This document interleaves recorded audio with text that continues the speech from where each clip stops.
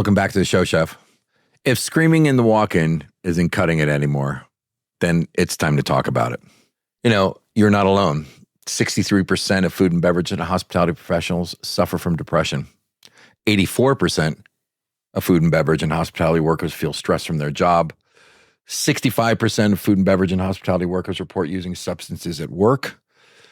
53% of food and beverage and hospitality workers feel they've been pushed to their breaking point. That's why today I'm so happy to talk to Jasmine and Erin from Chow.org. Because if you're feeling something that you can't share with coworkers, family, or friends, and you want to meet with industry folks and talk about what's working and what isn't in your life, and if you're just feeling lonely, then Chow is the place to be. I went there I attended a Monday meeting and did a Zoom presentation and, ended up breaking down because the vulnerability and the transparency of the conversation was such that I felt like I had to go there, not to please anybody else, but because I really needed to just let it out. And it was such a great experience for me that I continue to go back. So I'm really happy to be able to talk to both of these women who've been such a force in the hospitality industry in bringing mental health awareness to the forefront. And they're doing things on the ground that actually matter. And if you're looking for somewhere to be yourself completely and finally let it all out, if nothing else except to just get it out of your body, then Chow is the place to be. And we're going to get to all that and more right after these messages. This is Chef Life Radio, and I'm your host, Chef Adam Lamb. I'm a culinary career coach dedicated to assisting hospitality professionals just like you to enjoy their careers without having to sacrifice their lives. I coach chefs on leadership, communication, culture, and relationship mastery. If you've lost your passion, purpose, or drive, you either want to move up or out, then let's connect. Book a discovery call by going to cheflifecoaching.com/services. The link is in the show notes. Now let's get to the good stuff. Ladies, it's such a pleasure to have you on the show. I know we've got a lot to talk about. Erin, Jazz, welcome, Chef Life Radio. Thank you. We're so excited to be here. Now, for those folks who may not necessarily be as familiar with your organization as they should be, you guys are currently based out of Denver, Colorado, correct? That's where we started, yep. And when you say where you started, does that mean it's grown from that space? We are all over Colorado, and we went accidentally international when COVID shut things down. So we were the only group that I know of doing peer support meetings. And so we've got folks calling in from Saskatchewan, Portugal, and then all over the nation. But yeah, we're mostly focused on Colorado currently. And Jasmine, could you give our listeners kind of the thumbnail mission statement for Chow? This is one of my biggest challenges in remembering it word for word. But the gist of it is basically that we want to support wellness, mental health, and recovery from substance misuse in our community, specifically the food, beverage, and hospitality community. And we do that through shared skills, stories, and resources. Perfect. Now, Erin, it seems to me that during, I don't even want to say during the pandemic, but it seemed like right after the shutdown, there was, and everybody was making the huge exodus, as everybody called it, the Great Resignation, or I refer to it as the Great Reset. Then all of a sudden it became very, very popular to run stories and talk to hospitality professionals about mental health and wellness. But your organization started before then, correct? We did. We started in 2018. Our founder had gone through a 12-step program and re-entered the hospitality industry and was getting a lot of congratulations for making that transition back into it. And he said, I don't need the attaboys. What I really want is to see change in the industry. So he decided to have set up a meeting where people could come and talk about their experiences and their emotions, the stuff that we don't talk about at work. For better or worse, the meeting was scheduled 2 days after Anthony Bourdain's death. So what could have been 2 or 3 people in a room ended up being closer to 35. They stayed for a few hours and talked, and thus Chow was created. They realized that it wasn't a one-time meeting deal. It was something that was going to have to happen frequently. And it's unfortunate that it took the death of Anthony Bourdain to kind of put this front and center for a lot of folks, because after 30 years in the industry, I know that this is something that we've been struggling with for a very, very long time. And I harken back to my days in South Florida where, 2:30, 3 o'clock in the morning, I'm headed home after the bar, listening to the radio. And that's when you hear the clean and sober hour. And I thought, man, they know their market, don't they? Because who else would be listening to this? And just hammered it enough to go, maybe this is not the best way for me to be dealing with the stress. Can you give us an idea about some of the support systems that Chow has been able to put into place? We have group discussion meetings 6 times a week. The meetings are led by someone we call an expo who has lived experience with mental health or substance use disorder. They also have some training in how to help facilitate a group meeting and are able to offer additional resources. So if somebody comes in and discloses to us that they're having trouble paying their rent, or they paid their rent and now they won't have enough money for groceries, we can get them set up to have that need met. I started going to the meetings because I wanted to tell people about them. I wanted to help people. I was like, I don't need this, but once I start them, people who need them will find out how great they are. Once I started going to meetings, when I miss a week, I miss that contact. I miss that community. I miss that the place that I can put some of the more challenging emotions, whether they're good or bad. Sometimes you don't want to share the good stuff with your people because of how they'll react, just the same as the bad stuff. So it's just been a really great place to feel seen.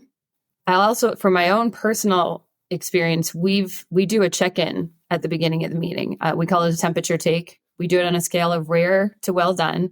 Rare meaning juicy, full of life. Well done meaning left on the grill far too long. Can't take any more.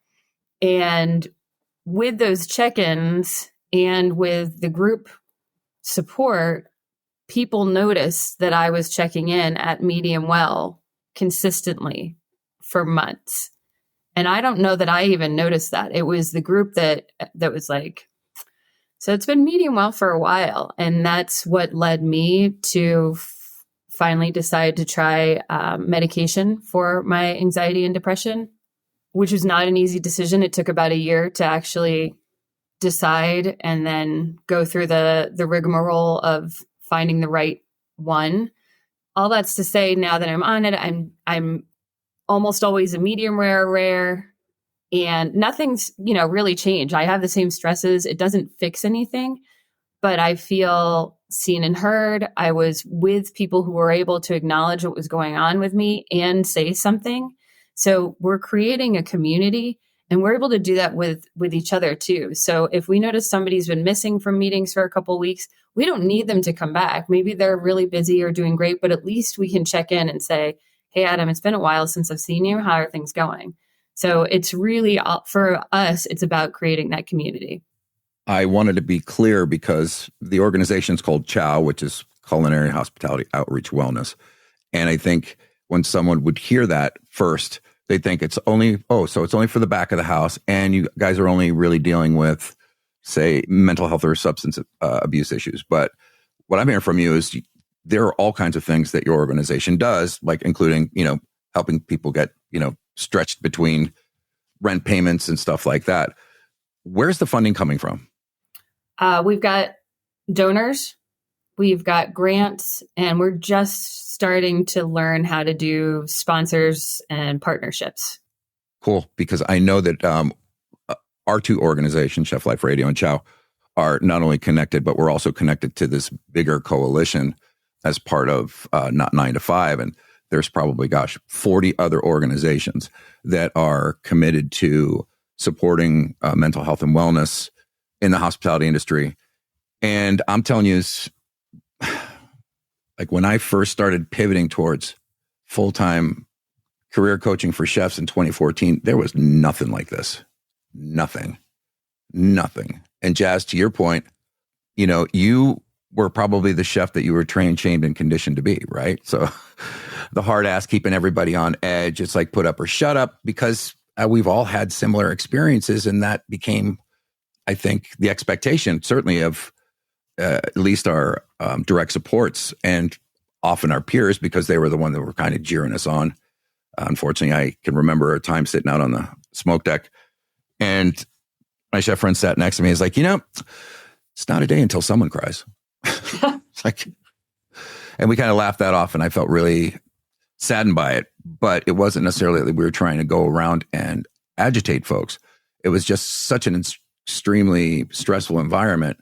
And to be frank, some of our chef managers, weren't really that great with folks. So, and I had to kind of intercede a lot. So there was always somebody to listen to, because they needed to get it off their chest. So we didn't have that training, right? Like I went to culinary school, and we never had a how to be a manager training. Perhaps they have it at some of the hospitality schools, but even what I know of that is mostly the business aspect, forgetting that we're working with humans. Right. I mean, I continue to make the same argument that, very rarely are we, almost nowhere is there, leadership training for culinary professionals. It's typically, learning how to be a good manager of diminishing resources, which is, food, beverage, and labor. But you can't, you can manage a labor cost, but you have to lead people. So applying that same thing, but like you said, if you're not taught, if this is what you see in front of you as you're modeling. And so I'm greatly encouraged that, folks like you two are actually kind of bucking against how you were brought up and said, there's got to be a better way, because we all know there is. I think there's also a slow degradation that's kind of passed down. We recently conducted a think tank in the Denver community where we wanted to listen to what was working and what was not in the local food, beverage, and hospitality industry. And one of the things I found most interesting is that somebody shared with us, how do I manage this current workforce that has the old guard, used to work in 18 hours on their feet. I got through it, so you should get through it. And these younger hires who are coming in and have very clear boundaries around their mental health and the time that they're willing to allot to work.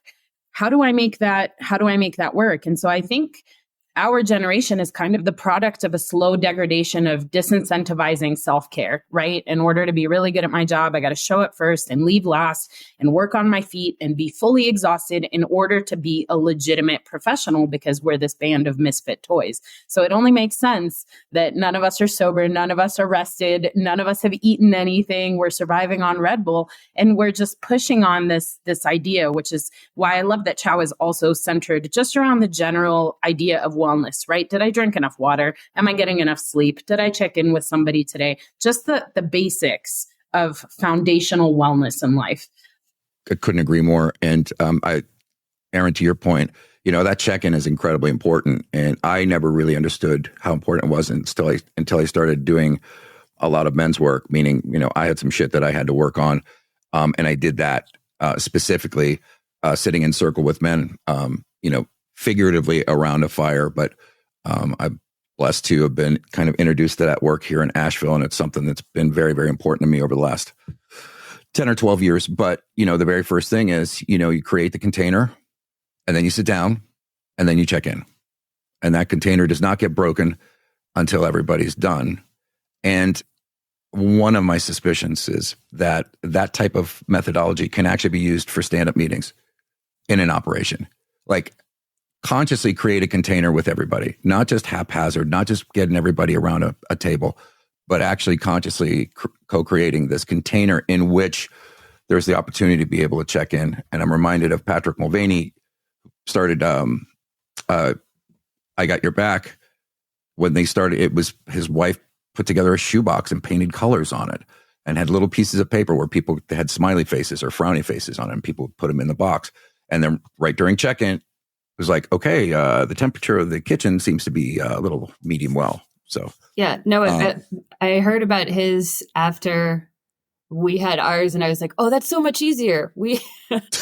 Than rare to well done, because as you said earlier, we're not just for the back of the house. A lot of us are in the back of the house, but we're chefs, servers, suppliers, bartenders, vendors, Grubhub Food drivers. writers, yeah. If you touch Right. food, beverage, hospitality. So I do get worried that sometimes people won't understand if they're maybe a hostess that's not learned, a vegan hostess that hasn't learned all of the meat temperatures. But what you're saying is what we're encouraging organizations to do. We have a workplace wellness toolkit that is a living document that we're sharing with anyone who's interested. It's available on our website, and it has these tools that we've collected from organizations, things that have worked at some restaurant, so that folks can try them at their organization, see what works, throw out what doesn't. And one of them is that temperature check. It costs no money.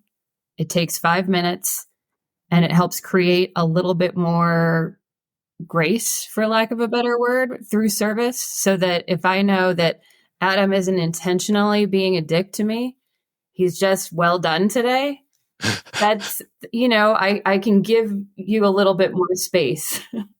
Yeah, it comes back to this idea of having compassion and grace for one another, right? So I did not know follow that through, right? Yep.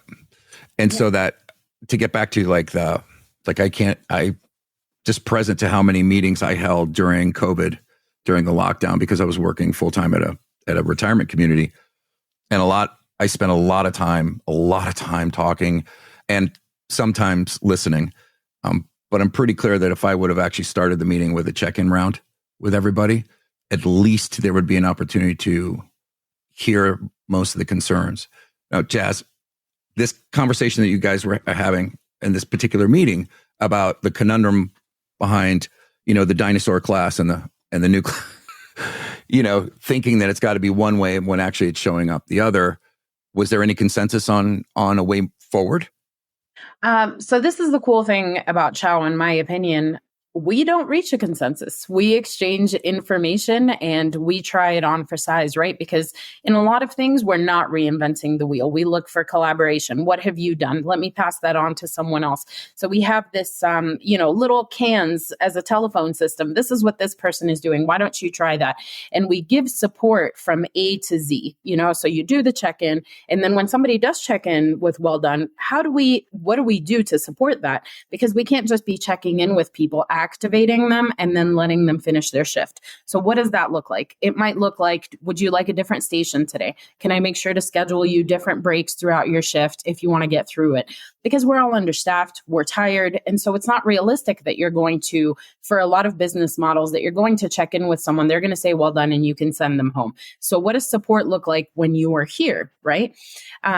So we have not reached a general consensus, but what we did kind of sit on the in-between on and talk around, because the conversations are the centerpiece of these changes that we are trying to make, is that listening to each other, right? Because the in-between from the outside, you can observe that the old guard that has now had to work for 30 years on their feet, they're exhausted, right? At this point, if you pinprick them, Red Bull is coming out of their veins, not blood.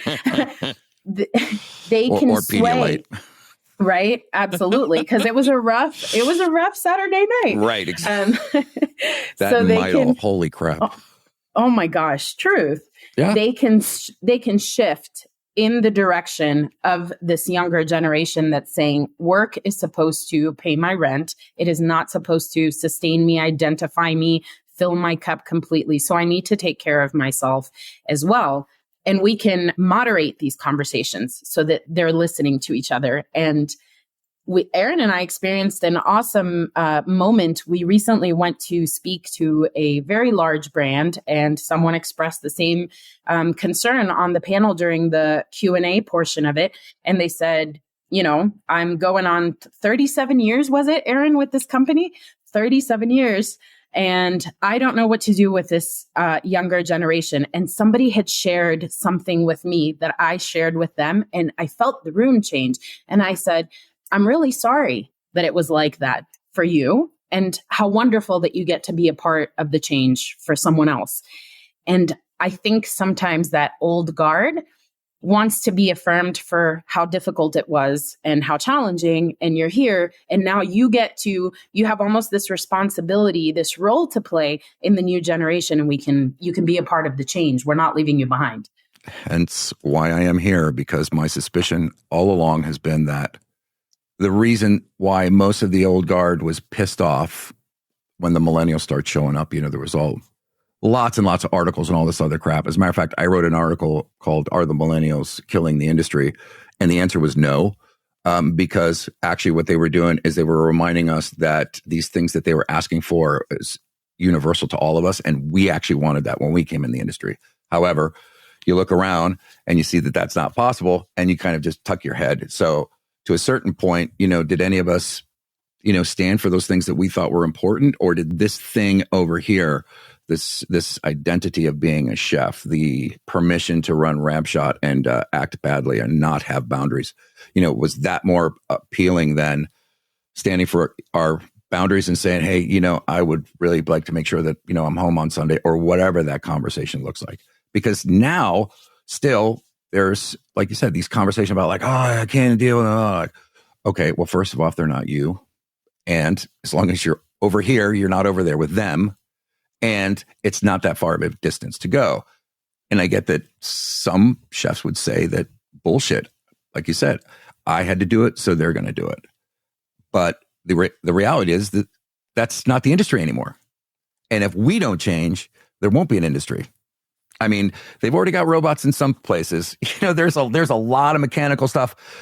And I am present to the fact that at the pace of technology, there may be a need for the industry to reckon with the fact that some of these technologies may be necessary if we don't have enough staff coming in.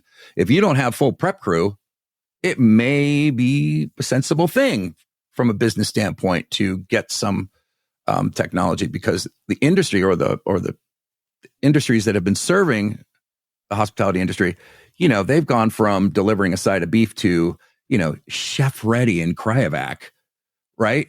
And now nobody needs to know how to butcher. Nobody needs to know how to ice. Nobody needs to know anything, because the support industry has been so clever at being able to say, you don't have to do that. You don't have to do that. You don't have to do that. And while it might be a cost savings, on the other side, there is a whole legacy that's being missed, because really a chef is not, you get a bunch of boxes and cryovac on the back dock. Cool.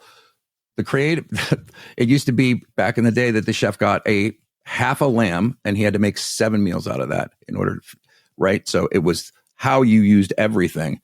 And those type of skills are lost. And I'm not going to sit here and bemoan that kind of stuff. But the industry's changing, and it's important to recognize that and to know, what people are asking for is not too far out of the realm of probability, because it's what we wanted. And so giving a little bit might mean that we get a little bit.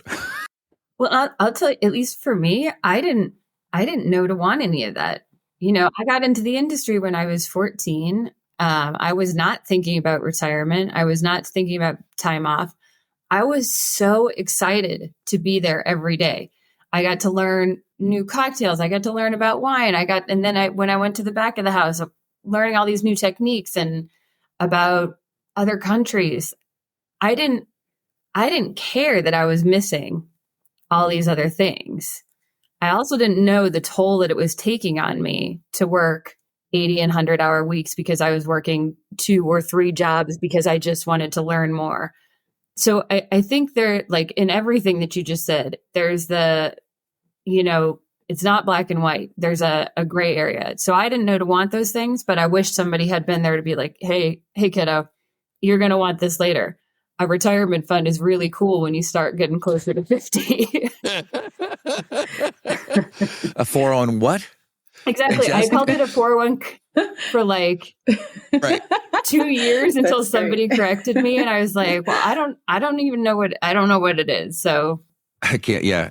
Erin, you're absolutely right on the money. And Jazz, to speak to your point that you brought up earlier, I was blessed with having a really old school, crusty guy be my mentor in the very first executive chef position I had, which was a big one out at Arlington Park Racetrack outside of Chicago. They had built a pari-mutuel 2-story building, and they put a Ditka's in there. And I got to run that as the executive chef. It was my very first time. And this guy, Ed Jamison, came from the Black Hawk restaurant downtown Chicago from a time when the buyer actually went into the meat market and sat there in the office and had a little scotch with the guy, and then would go out with his rubber stamp and stamp the sides of beef that were coming.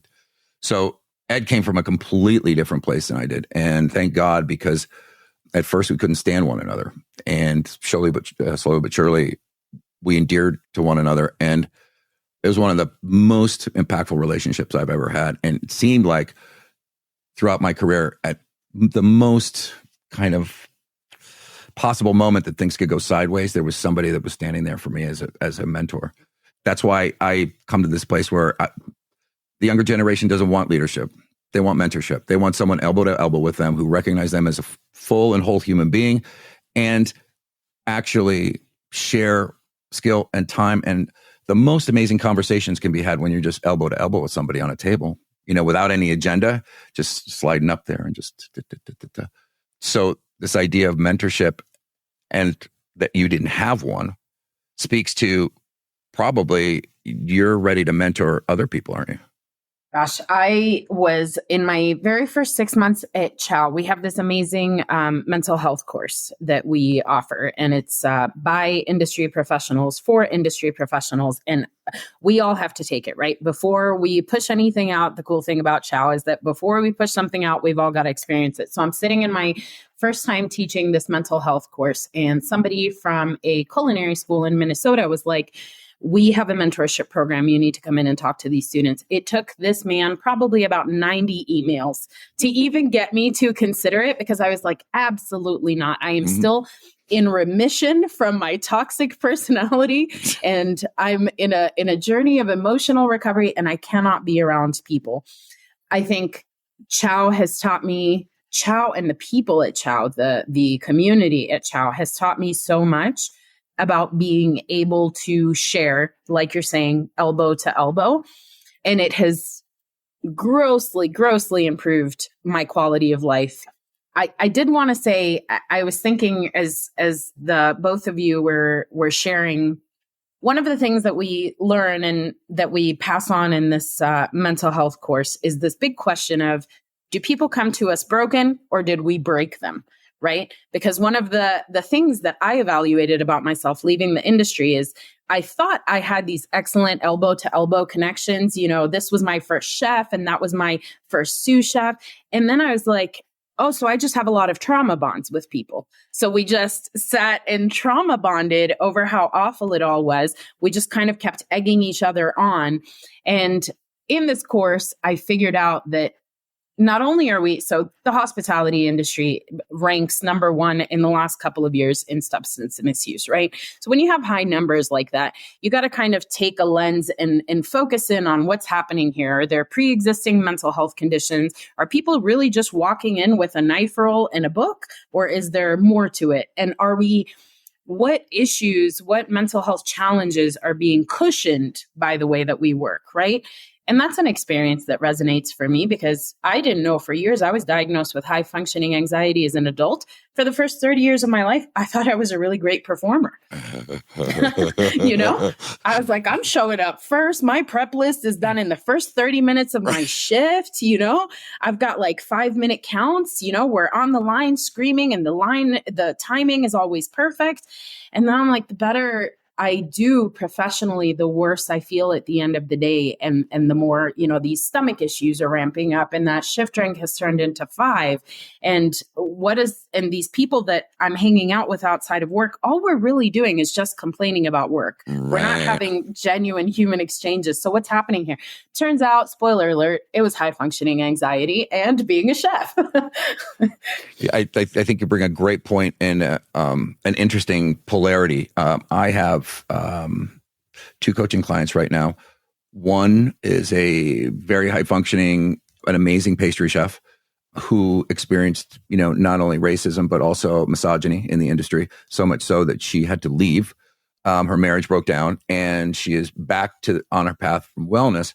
And through our conversation, I was just curious. I'm like, so the industry is such that there's instant gratification that occurs all the time. So that's got to attract a certain type of person. And I'm not saying they're broken, but I'm saying that maybe we all had a little need for some of that juice. And it turned out that she had some previous trauma that she wasn't like, it was so painful that she didn't necessarily want to connect to it. And I can appreciate that. And I have another client who I'm working with, spent time with yesterday, who for most of his career was a pretty capable young man until he worked for a chef that would, actually a sous chef de cuisine, I'm sorry, who would berate him verbally and threaten him physically. And that was the first time that he ever suffered a panic attack. And now he's had them ever since. And so he's trying to gather himself back up, connect to a sense of his own self-worth and purpose, and so that he can hold his head high, because at the same time, the stress is going on in his primary relationship, because, of course, he doesn't want to bother anybody. He doesn't want to tell anybody how bad it is. He wants to just kind of work it out. And I said, well, that's nice. How's that working for you? I mean, that's a great question for everyone in the industry. Anytime they have a big emotion or reaction, what you're doing, how's that working for you? Right. And it's not like I want to turn things around, but in my particular neck of the woods, the key to having a truly successful career is to become a mature professional, own your shit, and do your work. I mean, it's as simple as that. Because as long as we can stand around and point the finger at everybody else and the owners or the industry and carpeting our shit, and gathering together with other people who will only support that viewpoint, Jazz, to your, like, I don't give a shit what industry bar I've ever gone into, but it is not a happy place at about 2:00 in the morning. It fucking sucks. Everybody's pissed off or griping about something. And I got to a point where I just could not be around. That's why I don't watch news anymore. I just cannot have that shit in my field. So, quick question. Love the mission. Love how you guys are shifting the entire conversation out there. Can I just can I zoom in? Do I have to be in Denver to go to a meeting? You can zoom in from anywhere in the world. See, now you don't have any excuse, chef. Yep. You can also call in. We've got a telephone number as well. Right. Yep. But the point being is that it's not specific to that particular geographical area. You're up to changing the whole game. And can I add to that is that you asked Erin before, what are the challenges that we face? One of the challenges is that not everybody's having the same conversation, right? This restaurant over here is talking about staff completing suicide. This hotel over here is just barely talking about people being overworked. And this food newspaper over here is just towing in. So this is one of the challenges where people are in the conversation, but Chow is resilient and we're getting clever. So we're figuring out, how do we get this information out to people? So let's say that coming in person was a challenge. Well, now we've got Zoom. Let's say Zoom is a challenge. Well, now we've got the phone. Let's say you're not ready to show anybody your face. Show up with your microphone off and with your camera off and just listen. We have a person who's attended our meetings for months and has not said a word and just listens. If you're not ready for that, just read our wellness blog. If you're not ready for that, why don't you read our inspirational ways to engage in acts of self-service on Instagram? You're not ready for that? Why don't you watch a 30-second TikTok? You're not ready for that? Why don't you post anonymously on our Facebook group? So we found ways to be so resilient to meet people where they're at, so that it's not so much that we're saying there's no excuse for you to not try. We're saying wherever you are in this journey, we'll meet you where we're at. However you can take those small tidbits, we've got a way to get them to you, because you deserve support as well, even though you might not be ready to show up to a meeting. I was trying to think of how we were going to tie this all up, but I don't think there's anything better than that. But I do want to say, Chef, if you're listening to this right now and you're feeling triggered because we talked a lot about stuff and you're probably a little anxious, feeling probably a little shame, guilt, and remorse, okay, that's fine. Now do something about it, because your guilt and your shame will keep you hidden and away and separate from other people, which is where all the action is. So chowco.org, CHOWCO.org. I'm actually going to, on the website, there's actually going to be a link to the Workplace Wellness Toolkit PDF as well in the show notes for the show. And when am I going to be on? We're going to be on next month, November when? November 14th. November 14th. Zoom in. Call. Don't show your face. It's fine. I'll know you're there anyway. Ladies, any last words? This has been incredibly illuminating. And I feel really invigorated because prior to getting on the call, I was feeling a little beat down. Not everything, everything's going good, but it's just like, and talking to you, I feel, well, first off, reconnected to you both and energized by our conversation. And I feel like, yeah, we can do this.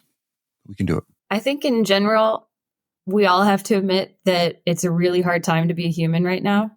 There have been a lot of challenges worldwide, and it seems like the hits just keep on coming, especially for our industry. It's really hard to be a human right now, and it's okay to get help. Absolutely. And can I add, Adam, if you don't mind, we're coming in on what we recognize as a very activating time for most mainstream parts of our community. November, December, January, we mimic the bipolar, up and down train of booking events back to back and then slow period. So we're doing an awesome holiday series. There are Sundays at 5 p.m. Mountain Central Time.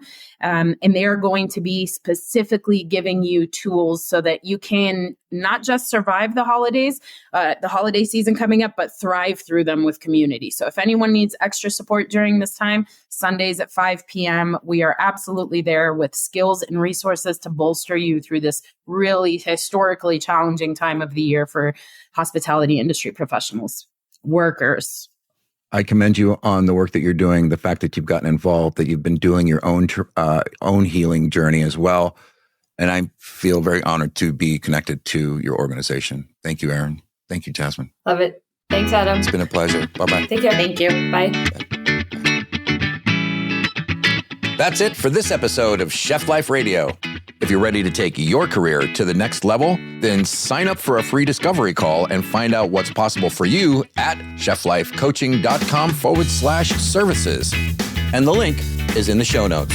Here at Chef Life Radio, we believe that working in a kitchen should be demanding. It just shouldn't have to be demeaning. It should be hard, just doesn't have to be harsh.